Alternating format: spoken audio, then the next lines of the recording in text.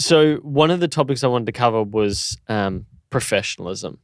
Obviously, you lead AiMCO. There's a bunch of different working groups. We're speaking recently about, getting more influencers involved in the professional side of the industry. And this is a conversation I have with people on our roster. And the perception of influencers in the media is quite narrow. It's obviously, heavily diva focused, bikini babes, like lifestyle type stuff. They just make all these sorts of assumptions. But the type of people we work with today is varied. Like it's comedy, it's gaming. Correct. It is life. It is mum and dad. It is home and garden. Like there's so many different things. That's right. The piping from organizations like Linktree are getting more prominent. The Hypetaps of the world are becoming more prominent. What do you see as like the greatest issue for a lot of influencers in their own professionalism? Is it something as simple as having a media kit, having an identity on what fits for them, having a contact point, having an email? Like, is there things that you think will help change that perception at all? I think the most important one, and this by no means is intended to sound condescending, just saying what you do and do what you say. Deliver stuff on time, get drafts into clients on time. All that kind of stuff will make a big difference. I know on our platform, we log that stuff. Really? Was late on this, did not deliver here. This was really challenging. Maybe reconsider working with this person, because you've got clients that are working to campaign timelines. They've got flighting schedules for content. And if influencer just decides they're not going to deliver it on time and they'll just deliver it next week, that's the most challenging thing around professionalism for me. Really? And certainly for Hypetap, that they're the most, it's like just agree to something and then do it. Yeah. That's the most challenging.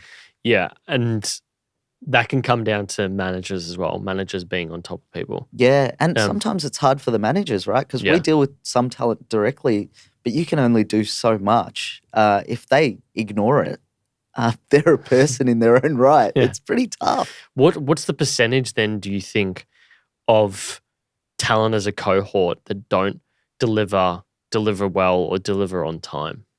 30%. Really? Yeah. See, I would have guessed like 5%. I'd say it's 30. And that's why we're there to make sure stuff happens contractually, this way, that way, all the little gaps in if we weren't there, I'd say it would be 30%. I mean, our campaigns don't run that way because we've got so many things in place. There's 8 years of process to make sure we've had that happen before. We're not going to let that happen. We'll put this in place. But if you let it run rogue, it'll be at least 30%. You're right. I reckon. 30%. Because you just have to, we send reminders. We have all of these things in place to make sure that stuff just gets delivered the way a client would expect another sophisticated category to function. Yeah, that's the issue, isn't it? It's that sometimes people aren't used to the corporate expectations. But they want to get paid corporate rates. And they do, yeah. Yeah. They want to get paid accordingly. Yeah. If you want to get paid that way, that's fine. We'll pay. We'll pay for reliability.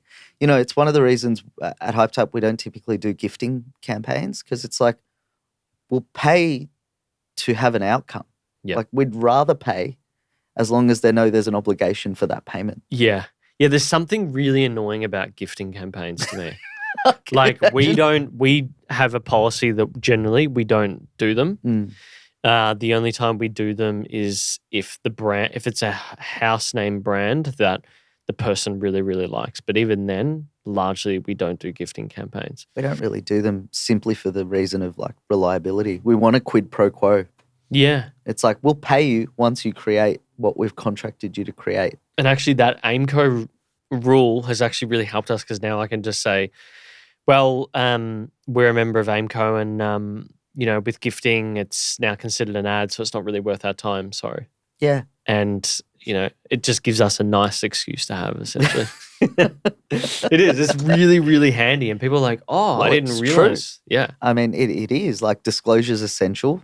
It's still, even contra, it's payment. Yeah, it is. Yeah. And that makes sense in some cases. Like some products are expensive sometimes when they gift you a product like a sort of Theragun type thing. Yeah. Like, sure. I mean, we've done fridges worth $8,000 before Jesus. on top of payment. Wow. Yeah, I mean, we had a survey tool on our platform where we had to check whether the fridge would fit through their doorway before we put them forward. Because it was that big. What, can you say the brand name? What type of fridge it was? It was an LG fridge. Oh, wow. Mm. How big is this fridge? It was a double door. Oh, wow. Okay. Yeah. Dude, that is one funny thing is like when people buy certain things for the home and it doesn't really fit getting into the home is always really funny. I've had instances of that. Like my parents moved out of their house and they'd had a double door fridge and the new house they moved into was quite small and they couldn't get it through the front door. That's so sad. So they had to sit in the garage for a bit while they got like a window taken out to put it back in. just absolutely ridiculous. And actually the funniest one is here. We used to have a table for guests, like well before we had staff and it was just Lauren and I. We'd have a table.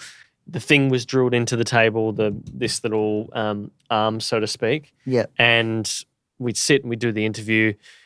And I decided I wanted to change the table to a nice like wooden walnut mahogany type thing.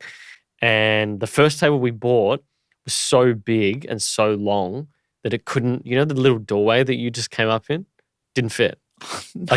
You imagine the table and you're pushing it through, that little last bit to get it around, you literally could not fit. It was that like half a meter. Devastating. Yeah, and so it sat in that fire, the fire stairwell for a day or two while we got removalists to take it back down and take it back.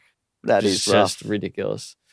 But we got a table in the end. And then after all that, we went to this sort of setup where no one... I like this setup. Yeah, it's a good setup. I think not having a table, it's kind of nice. You can see people's body language. It's a better use of space. Like this used to be really, really crammed in here.